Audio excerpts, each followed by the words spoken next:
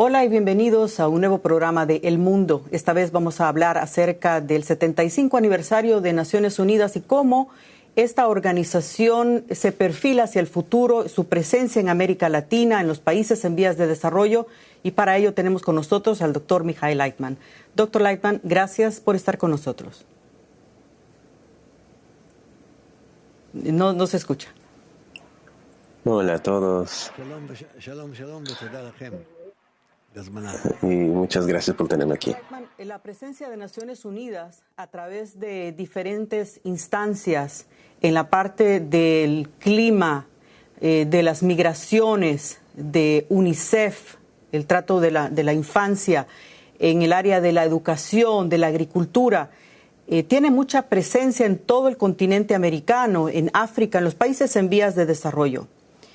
Vemos que hay una crisis económica que está pasando esta organización, que es muy profunda. ¿Cómo ve usted el futuro de estos países sin este tipo de apoyo, de cooperación internacional? ¿Cuáles son los desafíos que enfrentaría a estos países y cómo poder lidiar con ello?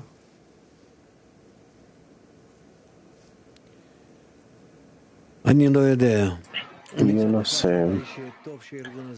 Por un lado, es bueno de que esta organización exista porque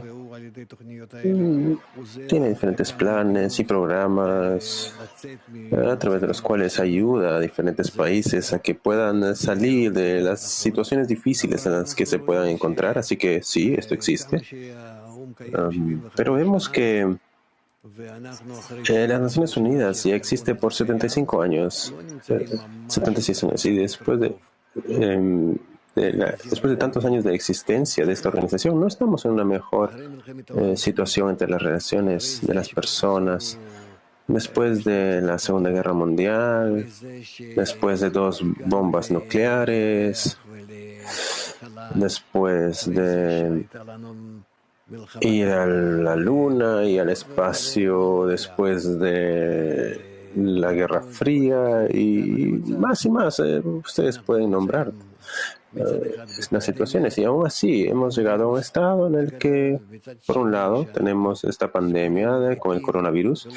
Y por otro lado, estamos en un encierro, en cuarentena, encerrados en nuestras casas, incapaces de disfrutar el mundo, de trabajar normalmente.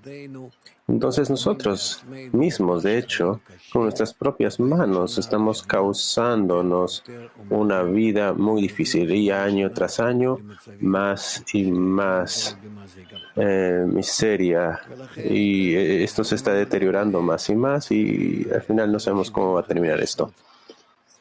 Por lo tanto, después de 75 años de existencia de las Naciones Unidas, ¿qué es lo que ha hecho realmente las Naciones Unidas en todo este periodo de tiempo? Sí, claro, nos pueden traer una tremenda lista de cosas, pero prácticamente hasta el día de hoy podemos ver que el mundo no tiene una organización que se preocupe por el bienestar del mundo.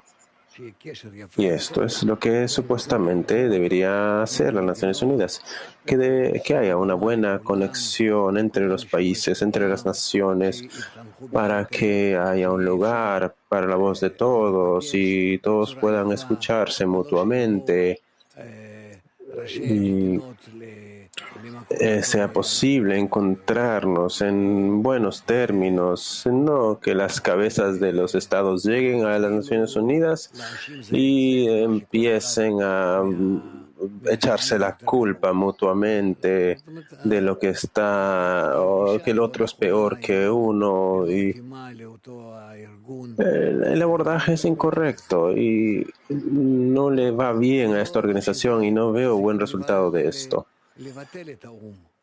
No estoy diciendo que tengamos que cancelar las Naciones Unidas, pero tenemos que mejorarla mucho. Acerca de cómo mejorar Naciones Unidas y su rol, usted personalmente fue invitado a la sede de las Naciones Unidas y se reunió con los más altos funcionarios de la ONU, que pidieron su opinión, sus recomendaciones.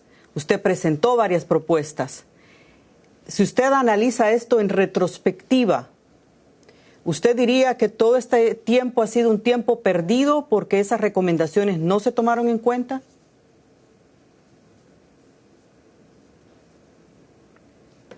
בטוח שלא, במאומה. אני מבין גם כן אותם, כי הם פועלים לפי... De hecho, no se prestaron atención a las recomendaciones, para nada. Pero de otro lado, yo les entiendo, porque ellos están actuando de acuerdo a lo que se les dicta, lo que se les da a estos países grandes, estas cabezas de Estado, y de acuerdo a esto ellos trabajan. En resumen, ellos trabajan de acuerdo a lo que alguien les está diciendo que tienen que hacer. Y por lo tanto yo no espero que la política de las Naciones Unidas o de la UNESCO sea algo distinto que los países y la realidad de los países mismos. Yo no espero que ocurran cambios aquí, y pues así es también como debe ser, que las Naciones Unidas y la UNESCO, que deberían actuar en beneficio de los humanos y no en beneficio de países. Y bueno, este cambio no se está dando, no lo veo. Al igual que las cabezas de estados pusieron sus representantes allí en las Naciones Unidas, en la UNESCO, así es como continúan sus políticas allá. Y por lo tanto no llegará ningún cambio positivo de acá. Lo que iba a pasar, cómo usted veía que el mundo debe enfrentar a una crisis cada vez mayor. Y dijo exactamente cuáles eran los pasos a seguir. Se supone que estos organismos conocen en el campo cuál es la realidad. ¿Por qué hay una miopía en este sentido y por qué no acatar esas recomendaciones? ¿Por qué considera que hay una inhabilidad o es falta de voluntad? ¿O simplemente no se ve a futuro qué es lo que va a pasar? ¿O no se cree? No es que no crean que esto va a suceder. Ellos saben que algo malo se avecina, pero como si no tuvieran la capacidad de hacer algo distinto, porque ellos están recibiendo sus patrones y sus guías de estas cabezas de Estado, y por lo tanto así tienen que comportarse. Ellos mismos son políticos y por lo tanto se comportan de la forma en la que hacen. Ellos no son personas que están preocupados de naciones, ellos están preocupados por gobiernos. Y por lo tanto, en las Naciones Unidas y en la UNESCO hay personas que están solamente preocupadas de las políticas estatales de cada país y están como representantes. ¿Cuál es su impresión personal visto hoy día? No sé. Y yo tuve muchas reuniones.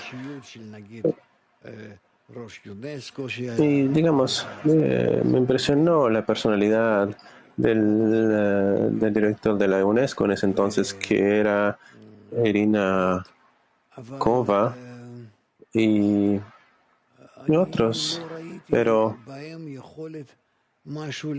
yo no veo allí ninguna habilidad de cambiar algo.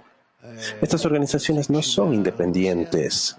Yo la veo a ella como representante vamos a decirlo, como representante de Rusia que viene y habla en contra de Estados Unidos. El representante de China llega y habla así, y Francia habla así. En otras palabras, continúa cada quien la línea política de su país, y por lo tanto no puede traer algo nuevo, ni un espíritu nuevo de conexión, ni nada. Y por lo tanto, así es. Ahora es del lado de los pueblos, porque da la impresión que hay un vacío. Naciones Unidas no da la respuesta, los gobiernos también están incapacitados, no saben cómo lidiar con la pandemia.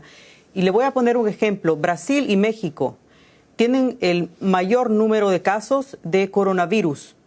en el mundo. Están entre los primeros lugares. Israel, Estados Unidos, estoy hablando el número per cápita. Brasil, por ejemplo, tiene más de 4,5 millones de contagiados y más de 100,000 muertes, 138,000.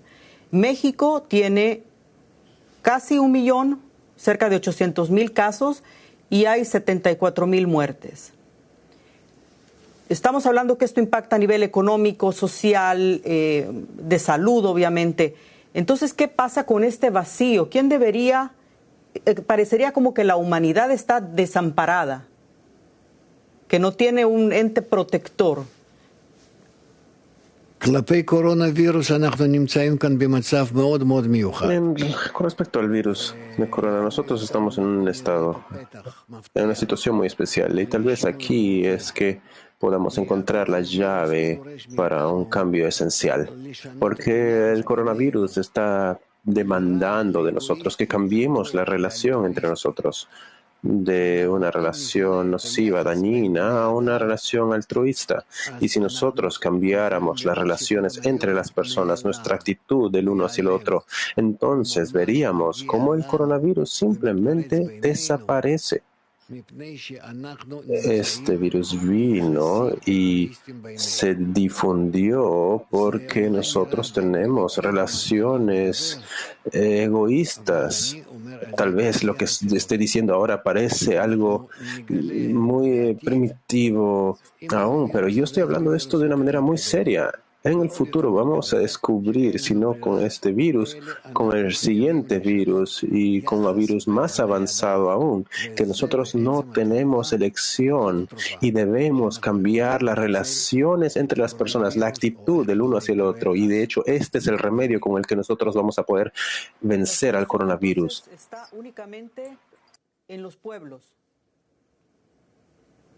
en las relaciones interpersonales y no esperar nada de ningún organismo ni de ningún gobierno que va a solucionar nada, sino en las relaciones entre uno y otro.